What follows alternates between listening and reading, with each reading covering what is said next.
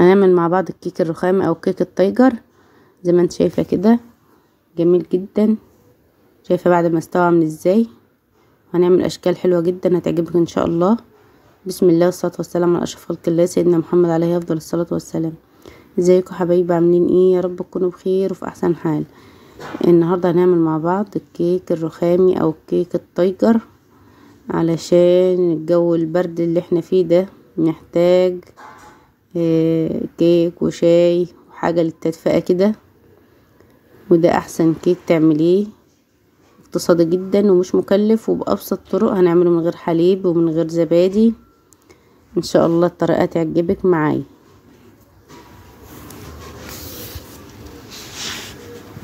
ازيكم يا حبايبي، عاملين ايه؟ يا رب تكونوا بخير في احسن حال. ما تنسوش تحطوا اللايك والاشتراك في القناه وتفعلوا الجرس عشان يوصلكم كل فيديو جديد احنا بنعمله. هنشوف مع بعض المقادير سهله جدا. معايا هنا كيس فانيليا، كوبايه سكر، كوبايه سمنه مش مليانه قوي، وثلاث بيضات وعصير برتقانتين. ومعايا هنا بشر البرتقان اهو، اللون الخارجي بس اللي بره، مش عايزين الجلد الابيض اللي بيبقى تحت ده، تحت الطبقه البرتقاني، لان ده بيبقى كله مرار هيمرر معاك الكيكه.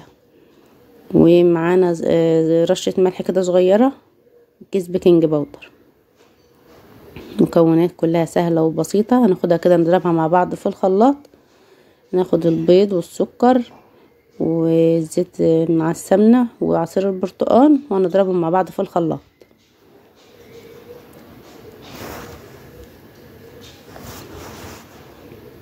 هنشوف اهو. هننزل بقى كده بالبيض، هذه الثلاث بيضات اهم. ما بتاخدش اي وقت ولا غلبة ولا اي حاجة، لان كلها سهلة وفي الخلاط على طول ومن غير مضرب ولا عجان ولا اي حاجة. ادي عصير البرتقال والسكر والبيض اهو. البرتقال كتر الايام ده وطعمه حلو جدا. وهننزل بالزيت والسمنة مع بعض اهو. وادي كيس الفانيليا.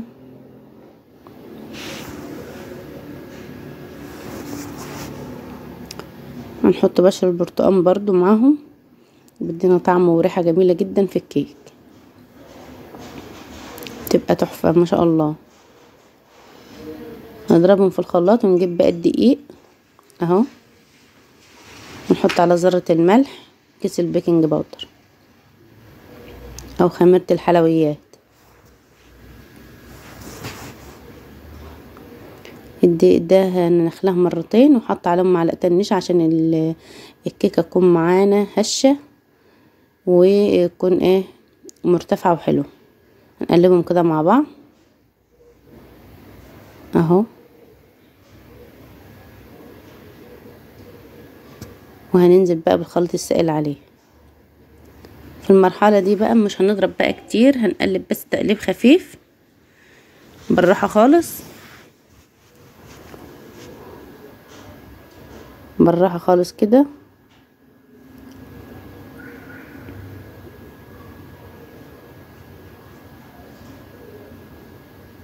بالشكل ده كده. وهناخد بقى نص الكمية هنخليها بالفانيليا ونص الكمية هنعملها بالكاكاو. ادي نص الكمية اهو بالفانيليا، واخدت شوية منهم وهدوب فيهم معلقتين الكاكاو اهو.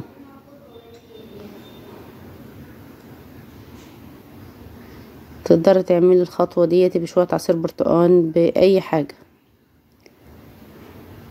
هننزل بقى كده عليهم وهنقلبها مع بعض. لو وصلت معايا لغايه هنا ما تنسيش تدعمني باللايك والاشتراك في القناه وتفعل الجرس على كلمه الكل عشان يوصلك كل فيديو جديد انا بعمله. هنقلب كده الكاكاو مع خليط الكيك. في الوقت ده نكون حضرنا الصينيه اهي مدهونه دهنه سمنه متعفره بالدقيق. هنجيب بقى القطعه بتاعه الازازه من تحت بتاعه الحاجه الساقعه، هنقصها كده وناخد القطعه دي. ده اللي بخليه الكيكه من جوه عامله زي الورد كده ومتداخله في بعضها وشكلها جميل. هنحط شويه فانيليا وشويه شوكولاته، شويه فانيليا وشويه شوكولاته بالشكل ده اهو. هتشوفوا معانا المنظر هيبقى حلو جدا. شايفة اهو.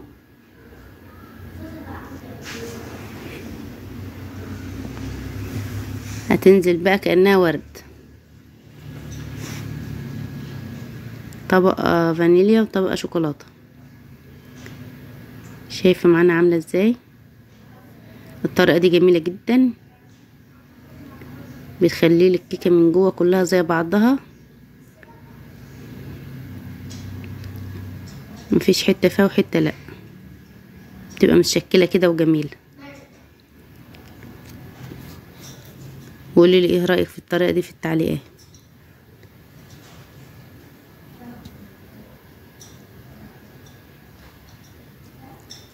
شايفة المنظر عامل ازاي؟ جميلة جميلة، ما بتاخدش اي وقت خالص. ادي الكيكة اهو، بعد ما خلصناها صبناها كلها. تقدري تسيبها على الشكل ده، حلوة جدا والله جميل. وتقدري تعمليها بخلة او بشوكة. شايفة منظرها عامل ازاي؟ نجيب الشوكة كده ونسحب للداخل اهو، نسحب لجوه بالشوكة. هتعمل معانا الاشكال الزجزاجة الحلوة اللي انت بتشوفها دي، الرخامية او التايجر. طريقة سهلة جدا وبسيطة. تسحب الاتجاه التاني برضو، تطلع معاكي بالمنظر اللي انت شايفاه والجمال بالحلاوة دي.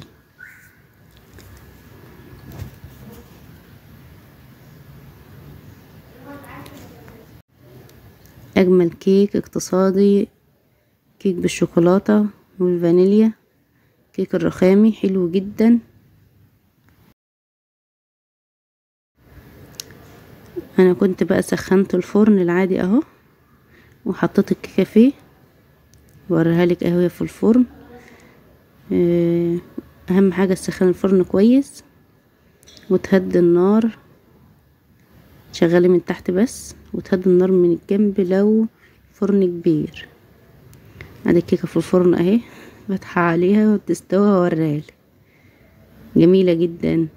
شايفه المنظر بقى من جوه عامله طبقات وتحفه وجميله. شايفه منظرها عامله ازاي ما استوت؟ ما شاء الله، مرتفعه وجميله.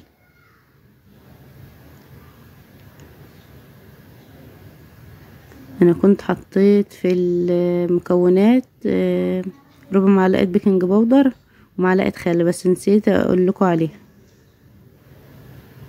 لو وصلت معايا لغايه هنا، ما تنسيش تدعمني باللايك والاشتراك في القناه وتفعل الجرس على كلمه الكل.